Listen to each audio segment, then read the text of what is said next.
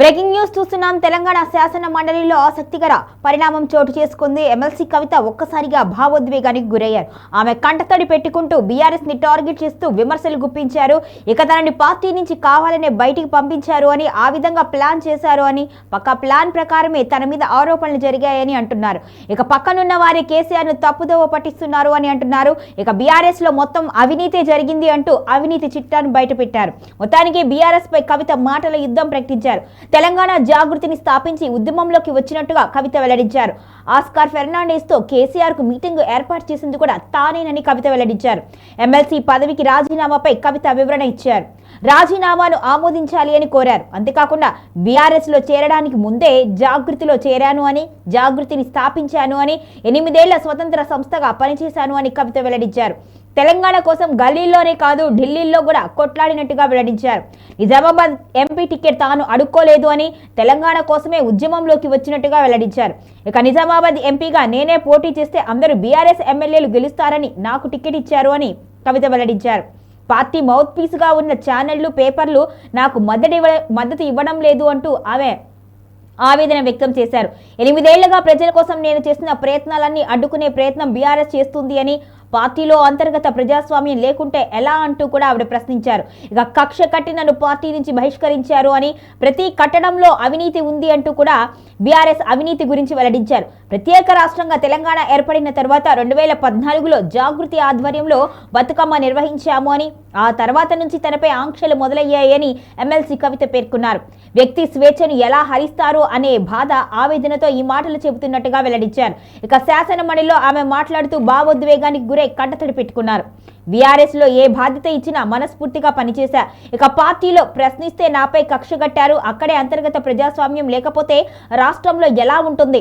Party నన్ను ఘోరంగా అవమానించింది. ED, సిబిఐలతో పోరాడేటప్పుడు నాకు అండగా నిలవలేదు. కేసీఆర్ పై కక్షతో బీజేపీ నన్ను జైల్లో పెట్టించింది. ఇక పార్టీ ప్రభుత్వంలో జరిగిన అవినీతిని ప్రశ్నించా. అమరవీరుల స్తూపం మొదలు కలెక్టరేట్ల వరకు కూడా అన్ని నిర్మాణాల్లో అవినీతి జరిగింది.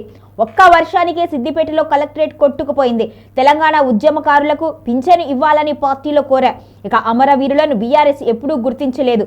నీళ్లు, నిధులు, నియామకాలను పట్టించుకోలేదు. బోధన్ షుగర్ ఫ్యాక్టరీ తెరిపించాలి అని ఎన్నోసార్లు అడిగాను. ఆ పరిశ్రమ తెరిపించలేకపోవడం నాకు అవమానకరంగా మారింది. ఇక కేసీఆర్ను అడిగే ధైర్యం నాకే ఉంది అని ఎన్నో విషయాలు అడిగా. కాళేశ్వరం విషయంలో ఆయనపై వచ్చిన ఆరోపణలపై కూడా పార్టీలో ఉన్న ఒక్క పెద్ద నాయకుడు కూడా మాట్లాడలేదు. అందుకే ప్రెస్ మీట్ పెట్టి బలంగా మాట్లాడారు. అవినీతి పరుల పేరు చెప్పాను అంటూ కూడా కవిత వెల్లడించారు.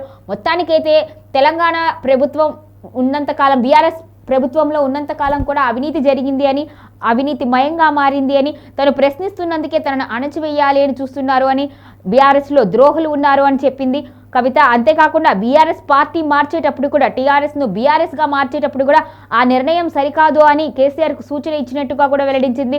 కానీ తన సూచనని ఎవరు కూడా లెక్క చేయకుండా పార్టీ పేరు మార్చినట్టుగా కూడా వెల్లడించారు. ఇక ఇన్నాళ్లుగా కూడా అవినీతి జరుగుతుంటే తాను ఎంతో బాధపడినట్లుగా, మరి ప్రశ్నించలేదు ఎందుకు అనే ప్రశ్నలు కూడా వెల్లువెత్తుతున్నాయి. అయితే దానికి కవిత మాత్రం ఇక అవన్నీ చూసి తట్టుకోలేక బయటకు వచ్చి మాట్లాడుతున్నాను అని వెల్లడించారు. ఇక అంతేకాకుండా తను ఒక అంతులేని రాజకీయ శక్తిగా ఎదుగుతాను అని, ఇక భవిష్యత్తులో యువతకు అవకాశం ఇచ్చే విధంగా ఒక కొత్త రాజకీయ పార్టీ రాబోతున్నట్టుగా వెల్లడించారు. అంటే భవిష్యత్తులో ఆమె ఖచ్చితంగా రాజకీయ పార్టీని పెడతాను అని, తానే ఒక సమర్థవంతమైన నాయకురాలుగా, అంటే బీఆర్ఎస్కు గట్టి పోటీ ఇచ్చే నాయకురాలుగా ఉంటాను అంటూ కూడా చెప్పకనే చెప్పారు.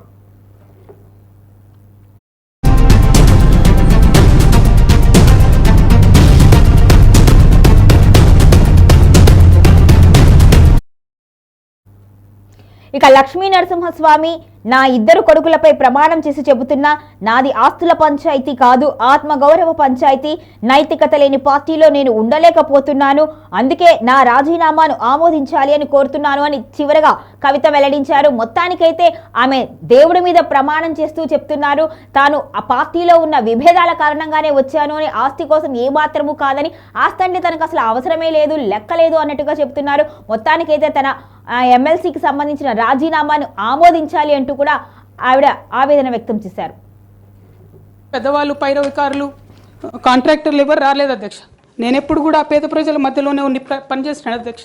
నా దగ్గరికి వచ్చినటువంటి బీడీ కార్మికులు కావచ్చు, బీడీ టేకేదారులు కావచ్చు, అంగన్వాడీ టీచర్లు కావచ్చు, ఆశా వర్కర్లు కావచ్చు, ఐకేపీ ఎంప్లాయీస్ కావచ్చు అధ్యక్ష, అదేవిధంగా జిహెచ్ఎంసీ కార్మికులు కావచ్చు అధ్యక్ష, టీచర్లు కావచ్చు అధ్యక్ష, నిరుద్యోగులు కావచ్చు, ఆడబిడ్డలు కావచ్చు, సింగరేణి ఉద్యోగులు కావచ్చు, కరెంట్ ఎంప్లాయీస్ కావచ్చు, ఎవరు వచ్చినా అధ్యక్ష నేను కాదనకుండా నాకెంత వీలైతే అంత పనిచేసి పెట్టేటటువంటి ప్రయత్నం చేసిన అధ్యక్ష. అయినా సరే అధ్యక్ష పార్టీ మౌత్ పీసులుగా ఉండేటటువంటి పార్టీ పేపర్లు, పార్టీ ఛానళ్ళు ఏ ఒక్కరు కూడా ఎన్నడూ కూడా మద్దతు ఇవ్వలేదు అధ్యక్ష. అయినా సరే ధైర్యం వదులుకోకుండా మొక్కువని ప్రయత్నంగా నేను ప్రయత్నం చేస్తూనే వెళ్ళాను అధ్యక్ష.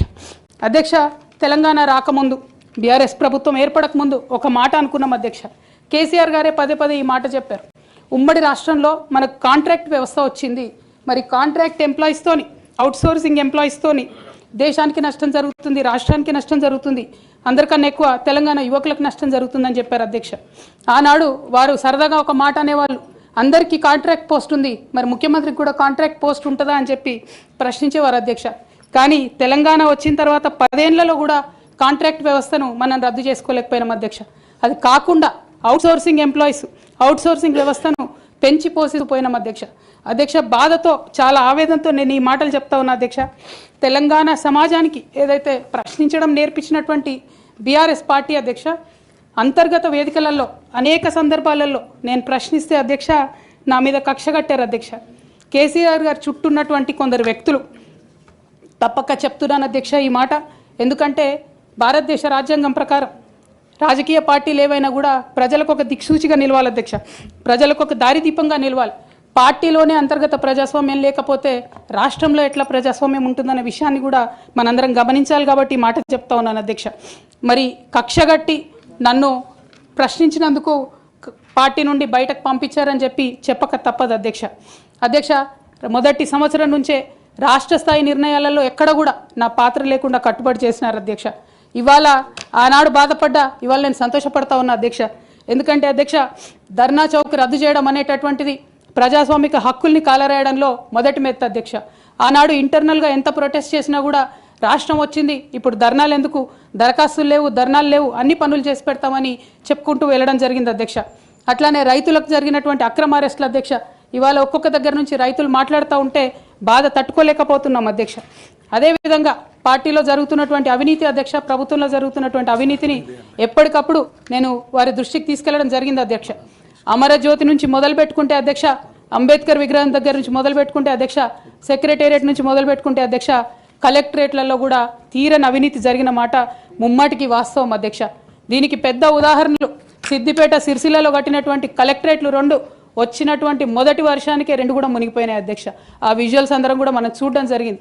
ఇక సిద్దిపేటలో, సిరిసిల్లలో కట్టిన కలెక్టరేట్లకే దిక్కు లేకపోతే మొత్తం రాష్ట్రంలో కట్టినటువంటి అన్ని బిల్డింగ్లు ఎట్లుంటాయన్న విషయాన్ని కూడా ఒకసారి తెలంగాణ ప్రజలు ఆలోచించుకోవాలి అధ్యక్ష.